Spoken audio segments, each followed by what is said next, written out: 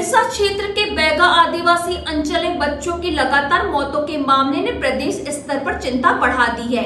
अडोरी और मच्छुरदा पंचायत के अंतर्गत आने वाले कुंडेकसा, पोंदारी, मच्छुरदा, माथला, कोरका और गठिया गांवों में बीमारी से बच्चों की मौत के मामले सामने आने के बाद अब बैहर विधायक ने सरकार और जिला प्रशासन पर गंभीर सवाल उठाए हैं। विधायक संजय सिंह उइके ने जिला कांग्रेस कार्यालय में प्रेस वार्ता आयोजित कर पूरे मामले में विभागीय समन्वय की कमी का आरोप लगाया। उन्होंने कहा कि स्वास्थ्य विभाग, मलेरिया विभाग और महिला एवं बाल विकास विभाग के बीच समन्वय नहीं होने के कारण जमीनी स्तर पर स्थिति गंभीर हुई है। विधायक ने सरकार द्वारा उपलब्ध कराई जा रही स्वास्थ्य और पोषण संबंधी सुविधाओं पर भी सवाल उठाए। प्रेस वार्ता में विधायक ने जून से अब तक जान गंवाने वाले बच्चों के नाम, माता पिता के नाम, गांव, वजन और ऊंचाई से संबंधित जानकारी को साक्ष्य के तौर पर प्रस्तुत करने का दावा किया। उन्होंने सरकार से इस पूरे मामले में स्पष्ट और वास्तविक आंकड़े सामने रखने की मांग करते हुए आंकड़ों का खेल बंद करने की बात कही। विधायक ने आरोप लगा कि बैगा समुदाय के दूरस्थ क्षेत्रों में लंबे समय से बेहतर स्वास्थ्य सुविधाओं की कमी बनी हुई है। उन्होंने बताया कि बैगा क्षेत्रों में स्वास्थ्य सुविधाओं की स्थिति को लेकर वे विधानसभा में भी सवाल उठा चुके हैं। मैं मॉनिटरिंग करता रहा हूं, देखता रहा हूं, इनके आंकड़े भी समझता रहा हूं। मैं जो महसूस किया हूं, महिला बाल विकास के आंकड़े कुछ और कहते हैं, मलेरिया डिपार्टमेंट के आंकड़े कुछ और कहते हैं, स्वास्थ्य विभाग के आंकड़े कुछ कहते हैं। ये सरकार के तीनों अंग हैं, लेकिन ये आंकड़े सब अलग अलग बताने में लगे। सच्चाई क्या है ये खुद नहीं बता पा रहे, कितने परसेंट है, और पूरा ध्यान सबसे ज़्यादा किस पे है कि हम मलेरिया कम से कम करें। मैं आपको बताना चाहूँगा, हर साल मलेरिया से मौतें होती है। आप में से एक पत्रकार साथी बहुत सारे गए हैं वहाँ, कई चीज़ों का आपने कवर किया है कि मलेरिया से इतनी डेथें पिछले साल भी हुई, उसके पहले भी हुई, आप लोगों ने खुद कवर किया है। लेकिन आपको बताना चाहूँगा कि इनके सरकारी दस्तावेज में मध्य प्रदेश में एक भी मौतें मलेरिया से नहीं हुई। क्या ये संभव है? इनका सरकारी दस्तावेज कह रहा है कि मलेरिया से पूरे मध्य प्रदेश में एक भी मौतें नहीं हुई। मेरे अपनी विधानसभा में हो रही है। अभी का ले लो, अभी तो आप सबको कितने अवगत कराए होंगे? 8। मैं आपको बताना चाहूंगा 19 मौतें हुई, 19 मौतें हुई,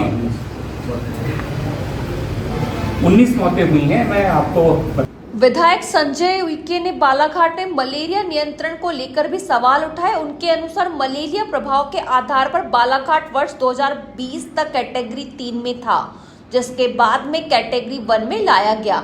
विधायक का आरोप है कि इसके बाद बैगा आदिवासी गांवों में मच्छरदानी वितरण, दवा के छिड़काव जैसे कार्य अपेक्षित स्तर पर नहीं हुए।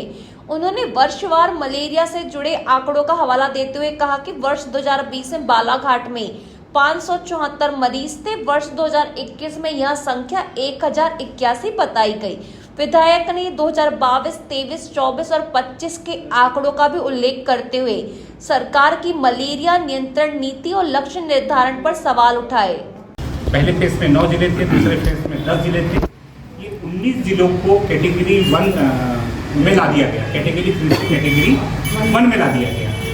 तो जो मलेरिया नियंत्रण की जो चीज़ें थी, इंसेक्टिसाइड है, मच्छरदानी है, ऐसी चीज़ों का जो अभाव हुआ, उसके कारण भी बहुत सारी तकलीफें आज हमको वहाँ पर देखने को आई हैं। इस विषय पर मैं आप सबको बताना चाहूँगा कि किस तरह से आज सरकार द्वारा मलेरिया कम करने के लिए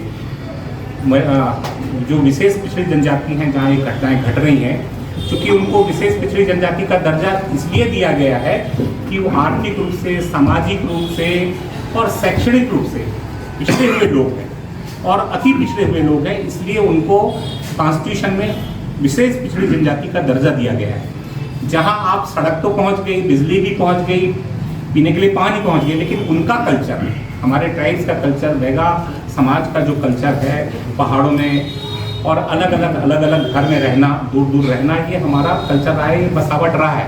इसके कारण बहुत सारी सुविधा नहीं पहुंची, लेकिन मूल सुविधा जो होती है आदमी के विकास के लिए चाहिए शिक्षा, स्वास्थ्य और जागरूकता बहुत जरूरी था उस समाज के लिए जो आज वहां तक नहीं पहुंच पाया।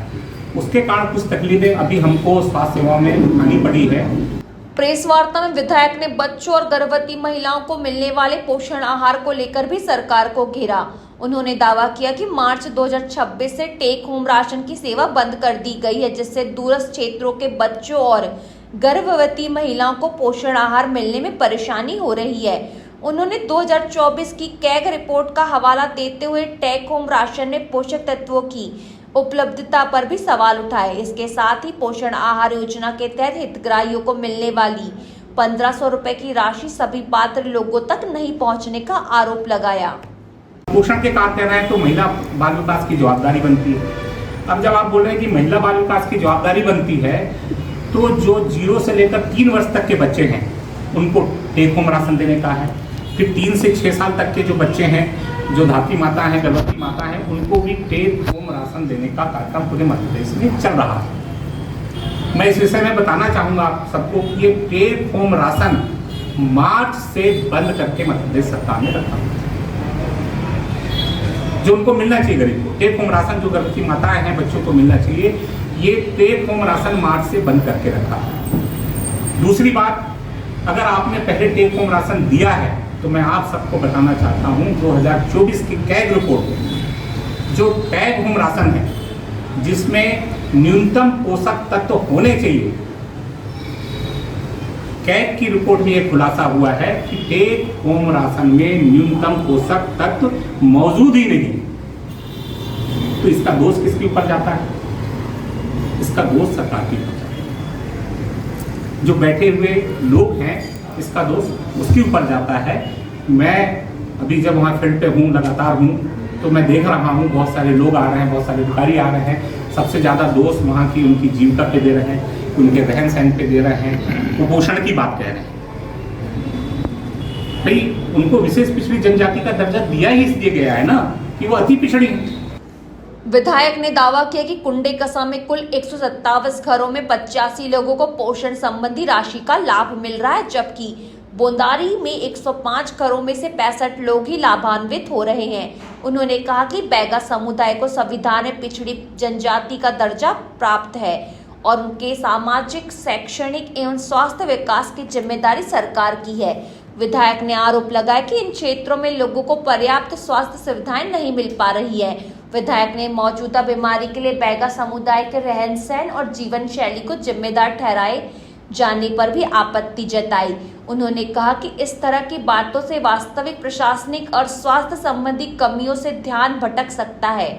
उन्होंने आरोप लगाया कि स्वास्थ्य विभाग, मलेरिया विभाग और महिला एवं बाल विकास विभाग एक दूसरे पर जिम्मेदारी डाल रहे हैं। विधायक के मुताबिक स्वास्थ्य विभाग की ओर से इसे मल्टीपल डिसीज और कुपोषण से जोड़कर देखा जा रहा है, जबकि मामले में विभागीय समन्वय की कमी स्पष्ट नजर आ रही है।